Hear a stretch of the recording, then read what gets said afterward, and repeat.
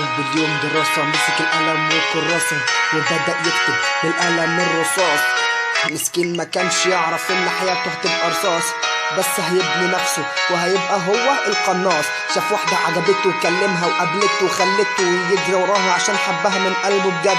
وهو لسه صغير كبر ودخل ثانوي، كلم نفس البيت حياته هي وهو بقيت على النت تحط صورته تكتب الحلو بزيادة. مسكين ما كانش يعرف انه هيتخان كالعادة، عايز يخطبها وهي عايزة توهها عن الموضوع فغيرت اسلوبها، كلمها معاه كأنه خدمها. حبت شخص تاني وهو ما كانش يعرف انها حبت، جدد نفسه لما عرف انها حبت.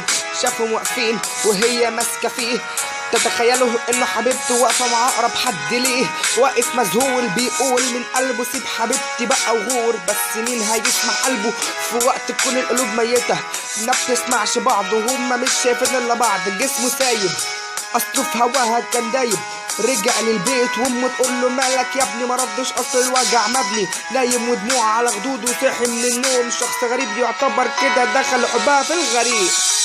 طول الليل والنهار نايم على السرير ما نامش تاني، ما كانش في امتحاناته ما حلش، كان شايف كل الاسئله اجاباتها تعتبر كلامها، وكان بيكتب كلامها اجابات فسقط في الامتحانات. بس حاول تاني ونجح وسمع صاحبه وهو بيقول له انا حبيت جديد، وهو مرضاش يقول له انا كنت بحبها من قبل ما انت تبقى من ضمن العبيد، بس هي اختارتك وسابتني. برافو عليك انك خدتها من حضني ومن قلبي، دي اللي كانت بتعرف همي، دي يا صاحبي دمي، دي كانت عشق وكانت ذنب، دي كانت كل حاجه بالنسبه لي، كلمه بحبك مكانتش بتقولها لي. انا كنت مقسوم نصين، نص ليها ونص لقلبها، حزين عشان ما حدش قال لها اني حبيتها بجد وما كانش في قلبي بعدها حد. انا كنت ليها سد، انتي قلبك عندي اوعي تحبي حد بعدي، بحبك ولسه عند وعدي كل ده جواه. وهو مش عايز يقول لصاحبه وصاحبه يقول له مالك، رد قال له خليك في حالك، مشي وسابه واقف لوحده والتاني محدش واقف جنبه.